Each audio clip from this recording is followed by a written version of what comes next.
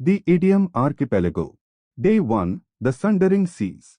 Welcome to the pudding, my little ship hung with true blue sails. She is bravely buoyant upon the sundering sea as she bears me questing for proofs among the isles of Idiom. Aboard there is a crew of only me and my beagle Salty.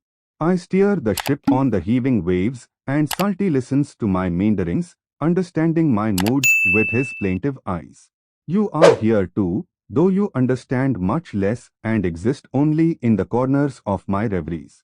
I am charting these waters, and the isles they swaddle. I am good with a pen and a compass, and hope to describe for you the contours of shorelines and the shapes of waves that caress them.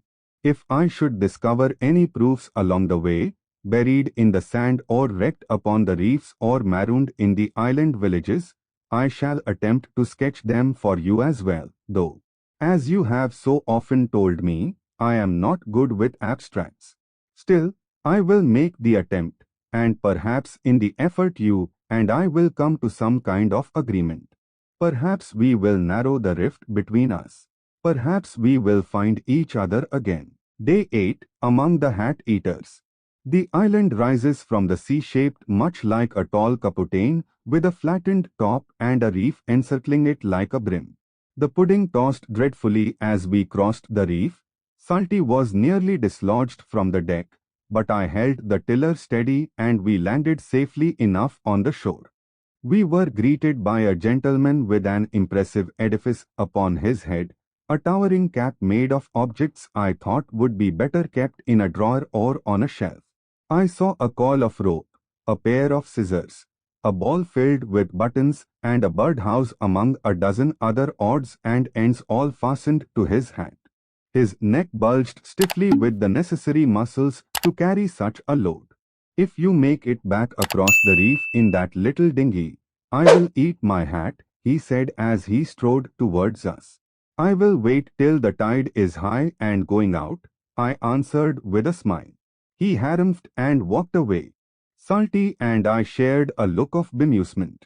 The island's town had one outstanding feature: doors and roofs all built extraordinarily tall, as if a race of 10-foot giants lived there. The inhabitants, however, were not of unusual height, except for the hats they never removed from their heads. Like the gentleman who greeted us, every man, woman and child wore an ornament of outlandish proportions atop their pate, each decorated with an astonishing variety of objects. Stranger still, these people seemed eager to wager eating it with every utterance they made. If you are not here for resupplying, I will eat my hat. If you are not from Square Island, I will eat my hat. If your beagle there ain't got scurvy, I will eat my hat. I wonder what you would have thought of these people.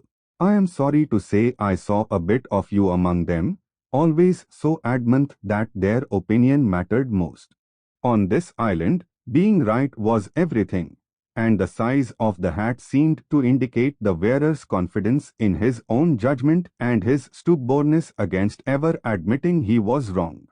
Before I left the island, I saw a sight of tremendous sadness. Old and bent, a man was forced to eat his hat. He could not, of course, consume the colossus assembled over a lifetime, but he would not admit he was wrong. So he was sent off the island, alone, in a tiny bark. As he faded into the darkness towards the crashing reef, I thought of the sea between you and I, and the thought made my neck ache with stiffness. Day 23, where all things are equal. Short Stick Island is perfectly divided, everything in equal proportion.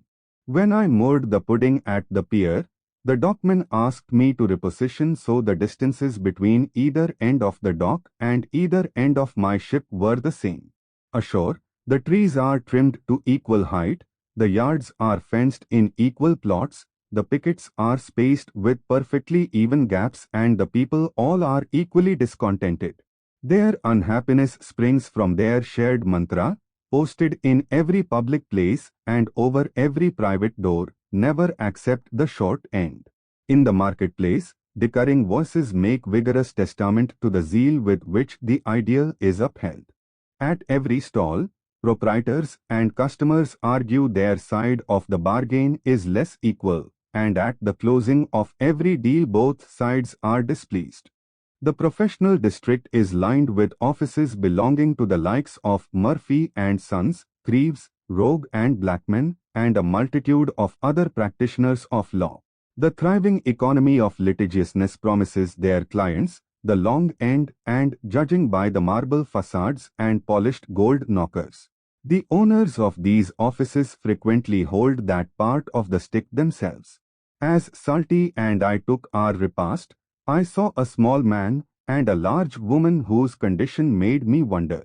The innkeeper brought identical portions of stew, set before them in identical bowls. The thin man reached over his spoon and took a scoop from the woman's dish.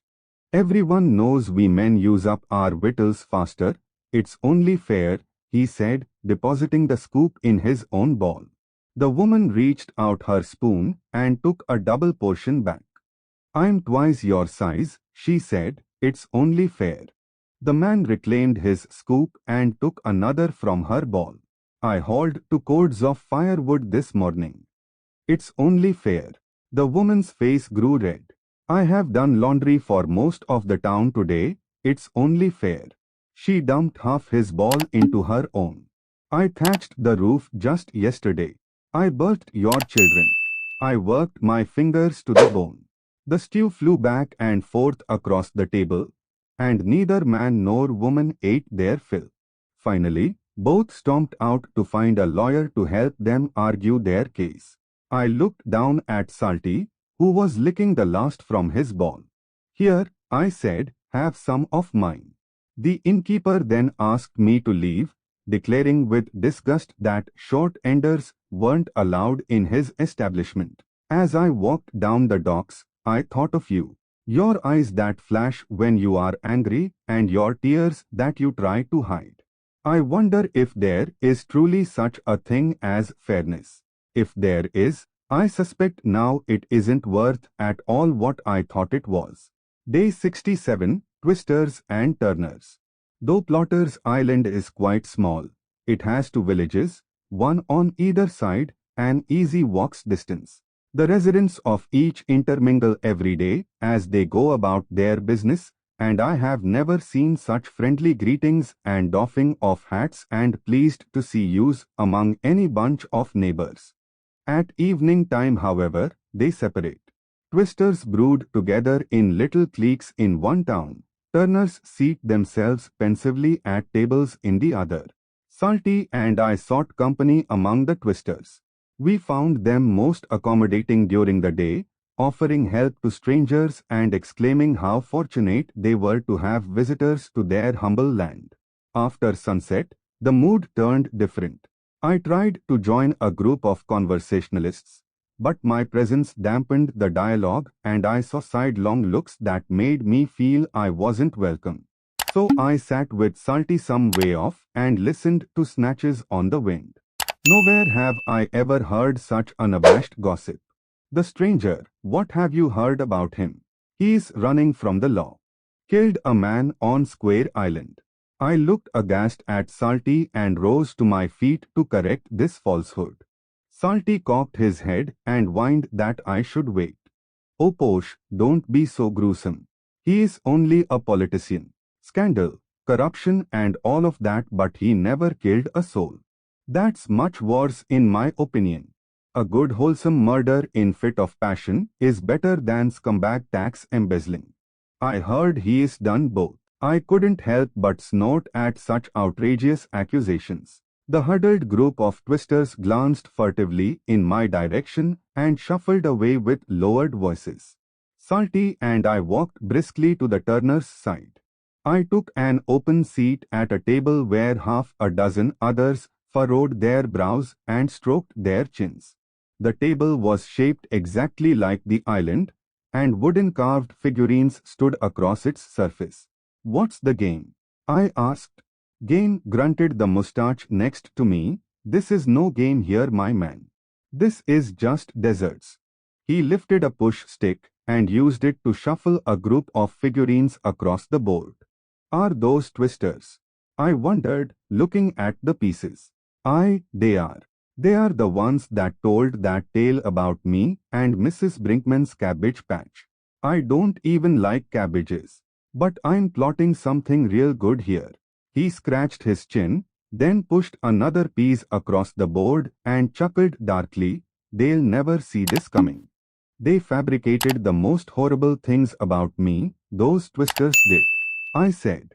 That's what they do, a grey-haired lady across the table muttered, always suspicious, imagining the worst. But we got them beat here.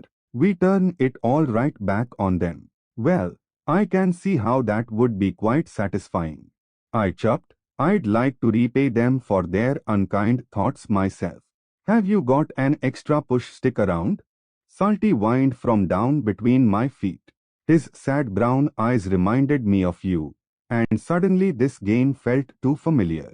I scuffed the sand as I walked back to my ship. Twists and turns, thickening plots. I have trouble now remembering where it even started between us and how it ever got this far.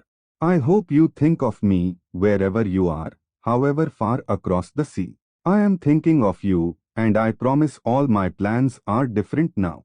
Day 108, the simple things. I could see the tall spires of Hardley Island long before I reached its shores. It's a marvel of spiraling towers and crystal palaces soaring in the sky and sparkling in the sun. The docks are of a floating metal that lifts and falls with the tide, and everywhere I look there is another invention, a wonder of ingenuity crafted with exquisite skill I cannot comprehend. I would have asked how they were made, but I could not find a single moving creature. The streets were dark, cobwebs filled the unlit lamps atop their posts, and silence alone enjoyed the many miracles. At the edge of town, on a humble porch that did not match the surrounding grandeur, I met the only living soul upon the island. He was old and frail, and his chin drooped against his chest as he rocked gently in his chair. "Your town here is magnificent," I called loudly so he would hear. "Eh? You like it? Gabby and we built it ourselves, you know." He rested a hand on the empty rocker next to him. "Just two of you? Eh? Well, yes, just two of us. We're geniuses, you know." She's a surgeon and a scientist with a mind for detail that never met a problem it couldn't solve. Me, I'm an engineer, best there ever was. Together, we did all of this ourselves. He patted the arm of the empty rocker. "You must be proud." I suppose. His jowls wobbled as his aged head trembled. "But you know, we spent our lives mapping out synapses and sending ships out into space. Wasn't till the end we figured out it isn't brain surgery or rocket science that makes you happy, it's the simple things." He looked over at the empty chair and gave a roguish wink. "The simple things?" I asked, not daring even a glance at the vacant chair. "That's right. Like hand-holding and telling someone she's pretty." He winked again, "and stealing kisses and being glad you got each other no matter what. That's better even than driving a horseless carriage through the sands of Mars." "I'd know. Is Gabby here? I'd like to meet such a fine lady," I asked, foreboding in my heart. "Why, she's right." The old man started, staring at the empty rocker. He licked his lips. "Well, she must have stepped inside. She'll be right out presently, I'm sure. It's not too late yet." Day 109, course for Square Island. Salty knows we're heading back. He rests his paws upon the bow and seems to taste the air of home ahead of him, his tongue lolling, his ears perked. "I hope I will find you there. Perhaps you are waiting on the bluff, your golden hair dancing on the wind, your empty arms yearning for me like I am yearning for you. I am not coming back the same. The pudding's holds are full of proofs. You'll see them if you let me show you. The wind is in our favor, the true blue sails are filled, and Square Island has always promised new beginnings.